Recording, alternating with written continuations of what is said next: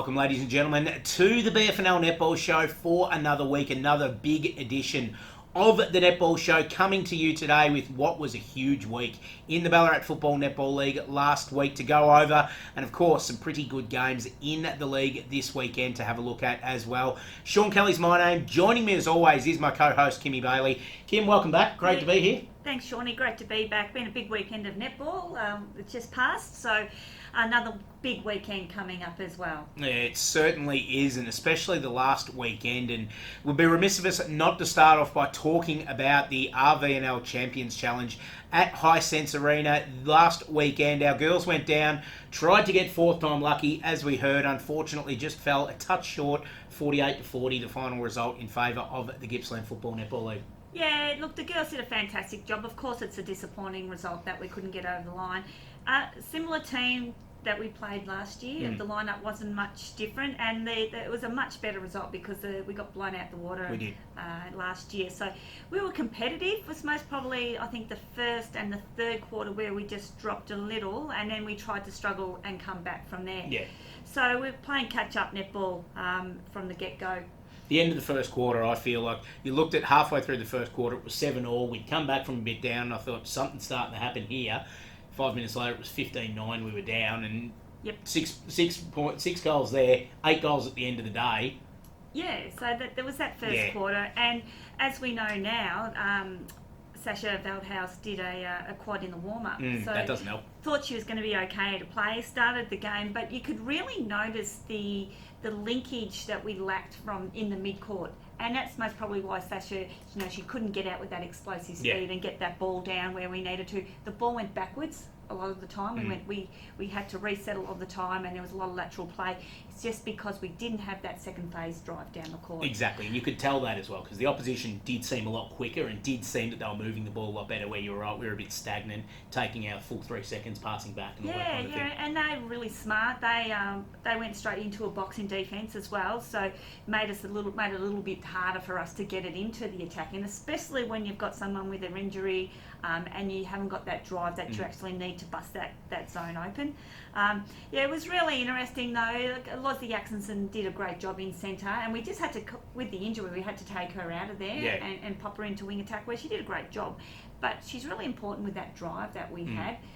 The other girls did a great job in there, of course, but it was just, I think, having her as the little soldier in that wing attack position, where we needed her up the court.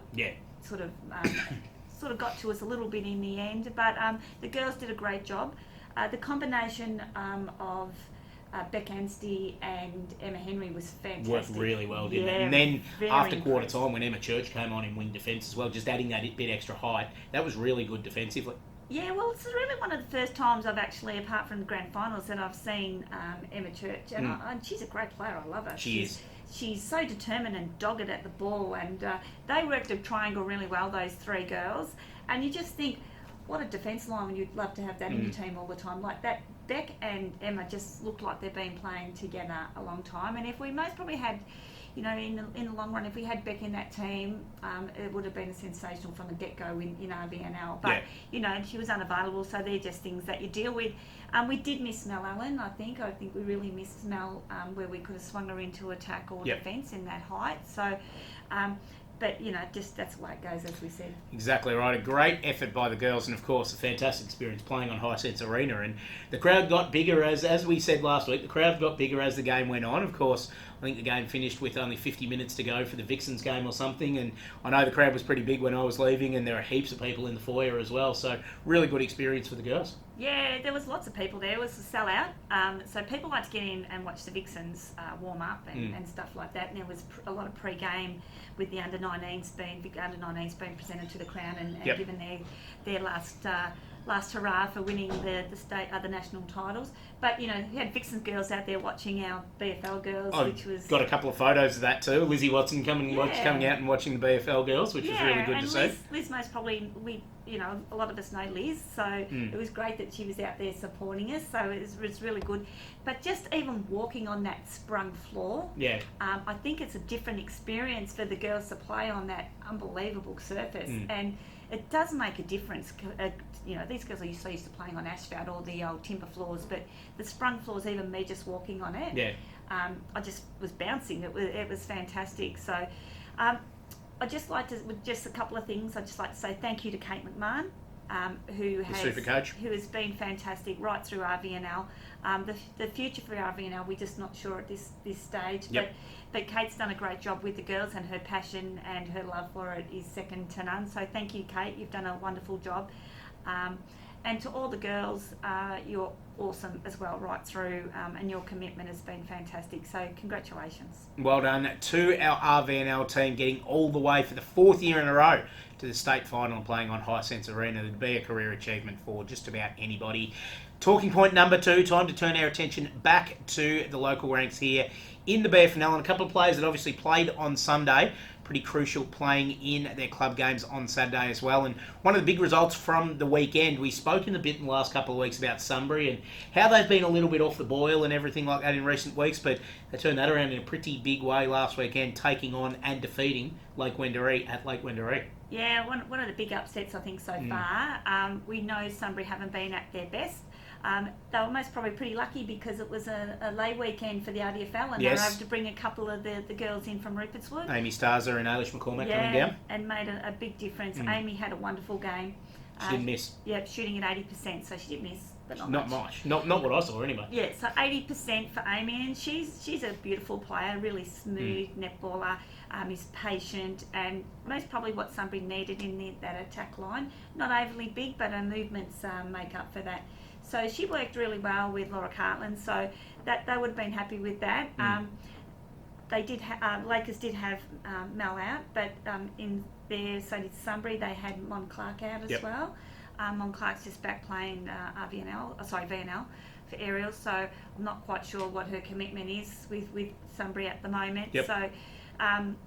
So there was outs on either end, but I think Sunbury did a great job, and Lakers, they had their class of their mid court in. They were still there, and they were. Lauren Gilchrist played for Sunbury as well in defence. Yep. So Lozzie is sort of gone up and down, but she loves the opportunity she gets when she plays A grade. So great result for Sunbury. Interesting to see that both teams had 57 attempts. What was the difference? I know I bang on about it all the time, and I'd hate to be a goaler, but both had 57 attempts. One hit 36 goals, the other hit, 48 or whatever it was? 43. 43, and that's the difference in the game. And it was a bit of a windy day there as well, so from what I saw a couple of times, girls put up the shots and they just weren't quite getting there, so that was the difference. Obviously getting used to the wind and just getting shots in the right places was the key. Obviously Sunbury worked it well. Amy got most of her shots directly under the ring as well. Laura took the bit wide out shots, whereas the defence from Sunbury worked Lakers a bit further out from the ring. So Kelly Berry shot at 70%, Steph Burns 62, and Chrissy James at 62. And Chrissy's a great player, but all the girls are. But that was the difference. Beck and Rachel Dobson obviously are finding to find that combination that work together. And while Beck has that opportunity to drop back into defence instead of goaling, it's going to make them even stronger. And obviously Beck and Lozzie have played a lot together as well, Lauren Gilchrist, and then you had Prue Stanley linking up through the mid-court, and Ailish was driving well through wing attack as well, so they had some really good linkage down the court as well. Yeah, and it's really good for a girl like Ailish, who's only young, to work with someone so experienced like Prue, and because we know how good Prue is.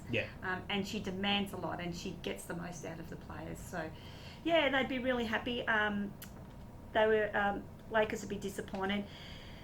It really evens it up again. It does indeed. So we see Lake Wendouree and Sunbury now just on the same points, and there's only less than just over 2% separating those two. 2.16% to be exact. Yeah, so they're very, very close. And if you Sunbury's shooting power is I'm a bit surprised at this, to tell you the truth. I know they haven't had the stability in the ring, but they've had superior shooting shots. So over Lakers, but Lakers are just a little bit better defensively. So second half of the season, who knows? Big couple of weeks, obviously. They got the bye this week, Sunbury, but after that they play East Point and North Ballarat City. So really important win for that one because it puts them 2 games clear inside the top 6 it was at the moment must-win. as well. It was a must-win for them. It was indeed, and they got the job done. Well done to the girls from the Sunbury Lions.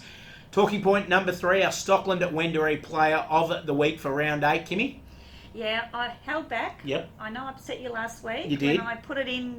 Just ruined the surprise completely. I know, so I've held off this week. Good work. But really happy to award the voucher to a young girl who's come up from under 19s and gone into A grade this year from Ballarat. Ballarat had a great win, a close win last week, and Abby Wiltshire is the award winner for this week. The good Wiltshire. The good Wiltshire, they're all good. No, they're not.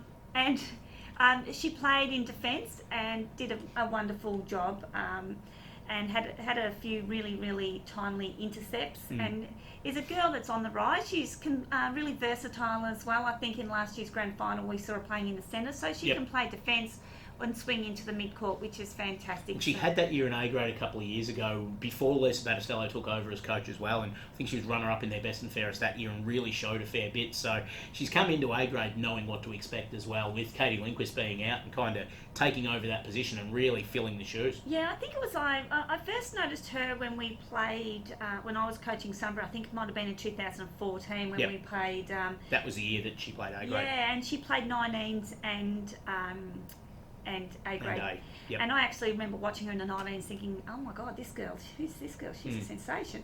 So she just needs to continue on with her netball, and I think she's really cemented her place in that Swans team. Yeah, congratulations to Abby. The $25 Stockland Wendouree voucher on the way, being put in the mail again, Kimmy. Tomorrow. Fantastic. Yes. Great to see for Abby. Doesn't live too far from Stockland either, so she'll be all over that one. Great to see Abby Wiltshire, one of our young players, awarded for her great form this week. Moving on to round 9, the halfway point of the season, Kim, and we're starting it off with a pretty big game down at the Wendouree Reserve. Lake Wendouree taking on East Point. The Lakers looking to rebound. East Point coming off a huge win last week against Sebastopol. Yeah, big great game. Will be. Lakers will be really looking for a bit of revenge, really, from last week's loss. They'd be disappointed, but East Point, they just keeping on, don't they? And as I said, I'm really impressed with them. Lauren Dew has been fantastic. She has. She's really exploded this year. I think she'll just continue on that way. They've hit 407 goals for the season, so they're leading in goal stats. So. And they're also leading defensively as well. Defensively, yeah. So their percentage is extremely healthy. That helped last week, obviously, keeping Sebastopol to a low score. Kate McLeod was fantastic as well last week. She was really, really good. Yeah, and it's just she's added that extra oomph to their defence that they needed, with Lozzie Atkinson running through the mid-court. I think they'll be too strong. That mid-court battle will be really, really good. We'll just see... Kirsty Walsh is hitting some form too. She is. So that'll be a great battle, those two, Loz and Romsey. So, two players that know each other fairly well as well. So. Yes. And then you have Katie Williams in there as well in the attack position. So that little brigade who have played against each other for years, just continuing on. I think East will be too strong, however. Yeah, East for mine as well, just that little bit too strong, you're right. Bacchus Marsh taking on Redan at Mattingley Park this week. Redan in great form at the moment. We saw them win again on the road last week, their 5th in a row up against Melton. And Bacchus Marsh not doing too bad a job. Tough ask coming down and playing North City at North City last week, but they can take some positives away from the game. Yeah, look, again, I keep saying they are a team on the move. I spoke to Dean this week and he's really positive about this week. He thinks they can get a win. They're nipping at the heels of these big clubs, but they just can't finish them off, and that's what good teams have to do. Exactly. They've got to finish them off. And this is most probably their first year he's had this group of girls together, so he'll be doing some work with them. Some changes in the coaching ranks at Redan, as we know, and I think Talia Holloway-Roden has come in and just maybe offered something different. Yep. And that sometimes can lead to a few wins. So putting some faith in some of the young girls that she coached in the 19s Premiership last year as well. Yeah. So look, I think I'll go with Redan on this one. Yeah, Redan away from home for mine. Good to see Erin Riley playing in what was really the All-Star round last week in the BFL as well, with a lot of other competitions not playing. Erin Riley coming down and having a run for Redan last week, which was great to see. Yeah, Ezra's been in great form for Sovereigns she's as well. She's been really good, yeah. Yeah, and she's really started to back herself, and I've keep encouraging her to hunt the ball and come out through the gateways and go as a keeper and do your bread and butter, and she did a few of those the other day. She did indeed. Melton South back in action this week after a couple of weeks' absence. They'll take on North Ballarat City at the Melton Rec Reserve this week, and probably not the easiest task to get into after a couple of weeks off, taking on the reigning premiers who haven't lost in a year and a half. Yeah, it's a big ask, isn't it? With such a young team coming up against this awesome unit of girls. I think Who will all be fresh this week as well, and all back. Is Stacey back? I think she might be. Yeah, okay. So, it's going to be a really hard task for them, and I just think it might be a little bit of pain for them. But, this is where you learn to play against these great players. So, Mel Climas might have her work cut out for her this week. But I noticed Alexis Climas still hasn't been playing. I think she's still out injured. So, yeah, I think she played round 1, and then that was about it. Yeah, so she'll make a big difference once she's back into that lineup. So I'm not quite sure how far away she is, but they just need to keep plugging away Mountain South. But for me, a comfortable win to North. Interesting game at Marty Bush Reserve this week. Sebastopol taking on Darley. 2 weeks ago, you probably would have said how far Sebastopol in this one, but brought back to earth last week with some few changes in the side last week. Kelly Conroy played for Sebastopol last week. It was great to see Erin Atherton out on the court as well, with Adriana Can unavailable. But they take on a Darley side that have just been chipping away, like you said about Bacchus Marsh, just chipping away at some of these top sides in the last couple of weeks. And if Sebas aren't on their game, they'll get got this week. Yeah, look, Darley have been fantastic. Erica Schipper has been in defence, has been awesome. One of the surprise packages for this season, I think. Yep. Sebastopol will be really disappointed. They've slipped out the 6. And they'd be looking to get back in. Disappointed. Not having Adriana is a big loss for them. But, by the sounds of it, was just one of those weeks where whatever they did just didn't work. Exactly. I watched the last quarter or so of the game, and they tried a few things, and they were working really hard, but they were just playing a very, very good side. Yeah, and as much as it's really frustrating, sometimes you have those weeks. You do. And you just think, I'm going to pack up my bat and ball and go home. But they slogged it out. They fought it out. Yeah, they fought credit. it out. But Darley have had some really close games with not getting the wins on the board, unfortunately. But they've been really close as well. And they're bringing the young kids through as well. Yeah. Courtney Barnes has been unbelievable as well. So that's well done, Court. She's playing really well, and I just think Sebas might get them this week, though. Yeah, just think home court advantage. Yeah. Sebas know how to play that brand new court well, and do it so well, and it will be keen to get back into that top 6. It's cold too, and nice and rainy, I hear. Certainly will be a great day to be out on the boundary sitting somewhere. So Sunday netball again this week in the BFNL, and this will be a pretty good game as well. Down at Alfred and Oval, Ballarat taking on Melton. Ballarat moving back into the top 6 with that win that we spoke about over Darley last weekend. Melton weren't far away against Redan. It was only a 10-goal loss. Some good signs for the Bloods, but if they want to get near the finals, they're a game out plus a fair good chunk of percentage at the moment. They need to win this game if they want to get anywhere near the finals this year. They do. This is a must-win game for them. They've been in great form as well. Again, just couldn't get over the line. Katie Kowalski. Kokoschki. Sorry, Katie. I get it we wrong bugger that up single every week. week. Halsey's going to pull us up one day, and we're going to get the definitive answer. So she's been in fantastic form, and Halsey's been playing really well. Ballarat snuck back into the 6. They've overtaken Sebas, so they'd be pretty happy with that. Least be pretty happy with that. As we said, but they're blooding some of the young kids, like we spoke about Abby. She's done really well, but Kelly Moran's still been in fantastic form as well. Yeah. I think, however, Ballarat just might sneak home in a close one. Yeah, Ballarat for mine as well. That's all the time we've got for the Netball Show this week. Kimmy, thanks for joining us. Been very insightful once again, as always. Love having you here. No worries. Thanks for having me. And thanks for watching us here on the BFNL Netball Show. We'll be back next week with more from around the netball traps in the Ballarat Football Netball League. We'll see you then.